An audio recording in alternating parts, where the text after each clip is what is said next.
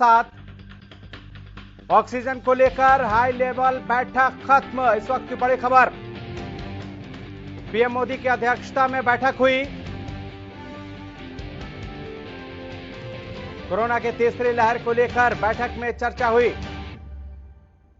बड़ी खबर जिससे आपको रूबरू करा रहे हैं, अधिकारियों ने पीएसए ऑक्सीजन संयंत्रों की स्थापना की दी जानकारी। अधिकारियों ने बताया 1500 से अधिक पीएसए ऑक्सीजन प्लांट आ रहे हैं। ऑक्सीजन को लेकर हाई लेवल जो मीटिंग चल रही थी पीएम की अध्यक्षता में, वो खत्म हो गई है।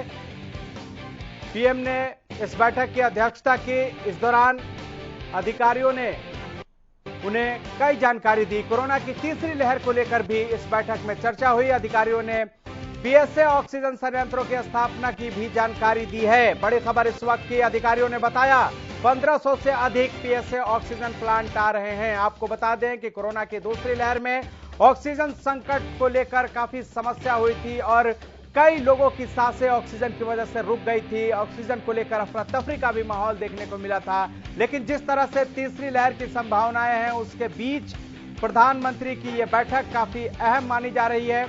अधिकारियों ने पीएसए ऑक्सीजन संयंत्रों की स्थापना की जानकारी दी है पीएम को। साथ ही बताया है कि अधिकारियों ने कि 1500 से अधिक पीएसए ऑक्सीजन प्लांट आ रहे हैं ताकि तीसरी लहर में ऑक्सीजन की कोई संकट देश में पैदा न हो।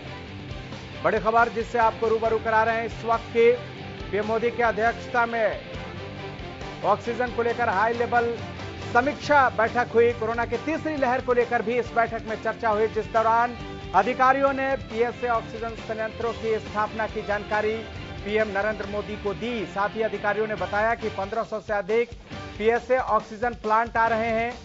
ऑक्सीजन को लेकर ही इस बैठक में चर्चा हुई है। बड़ी खबर,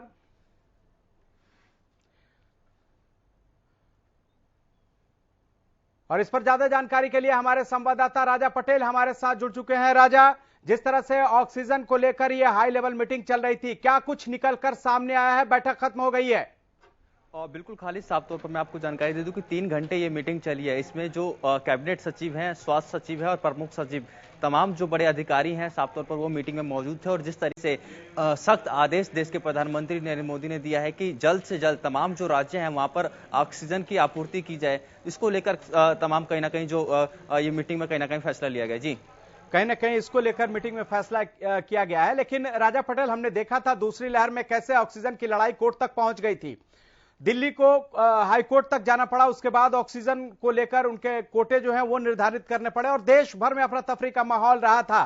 क्या जिस तरह से विशेषज्ञों ने यह आशंका जताई है कि आने वाले दिनों में अगस्त, सितंबर, अक्टूबर में तीसरी लहर आ सकती है, उसको लेकर सरकार कोई भी चूक नहीं करना चाहती है, इसीलिए इस मीटिंग को बुलाया गया था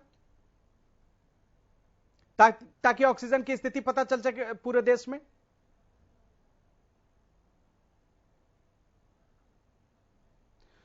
राजा, आवाज मिल रही है? जी खालिद। राजा, सवाल यह है कि जिस तरह से हमने देखा था कि दूसरी लहर में ऑक्सीजन को लेकर कितनी मारामारी थी, ऑक्सीजन के लिए लोग भाग दौड़ लगा रहे थे, कितनी लोगों की सांसें रुक गई ऑक्सीजन की वजह से। क्या जिस तरह से विशेषज्ञों ने भी कहा है कि तीसरी लहर की उन्होंने संभावना जताई है, क्या उसको लेकर सरकार इस बार कोई चूक नहीं रखना चाहती है, इसीलिए इस मीटिंग में बुलाई गई? और खास करके ऑक्सीजन की क्या स्थिति है देश में, उसको लेकर चर्चा किया गया?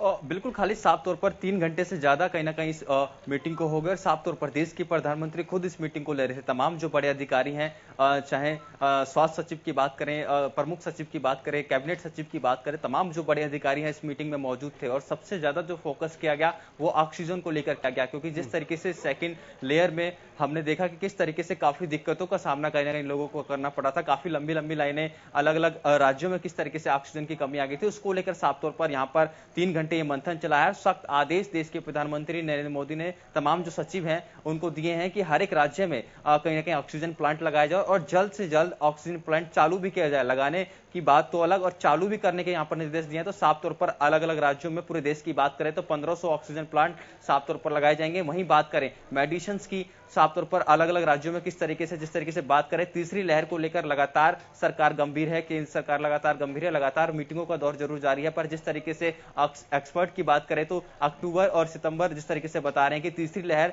एंटर कर सकती है यहाँ पर देश में, तो साफ तौर पर उसको लेकर साफ तौर पर चिंतित है केंद्र सरकार। उसी कड़ी में इस मीटिंग को देखा गया, तो सबसे ज्यादा जो फोकस इस मीटिंग में रहा ऑक्सीजन को लेकर रहा, और साफ तौर पर सख्त आदेश नरेंद्र मोदी ने तमाम जो बड़े अधिकारी हैं उनको दिए हैं। जी, साथ ही राजा ये भी जानना चाहेंगे कि जिस तरह से दूसरी लहर के दौरान आनंद फान में कई ऑक्सीजन प्लांट्स लगाए गए थे, क्या इसको लेकर भी इस समीक्षा बैठक में बात हुई कि जो ऑक्सीजन प्लांट्स लगे थे क्या वहां उत्पादन हो रहे हैं ऑक्सीजन के या नहीं, या फिर जहां जो नए लगाने हैं उसको लेकर भी खाका खींचा गया, कहां कहां कैसे कैसे ऑक्सीजन प्लांट स्थापित किया जाए ताकि स्थिति ना बिगड़े?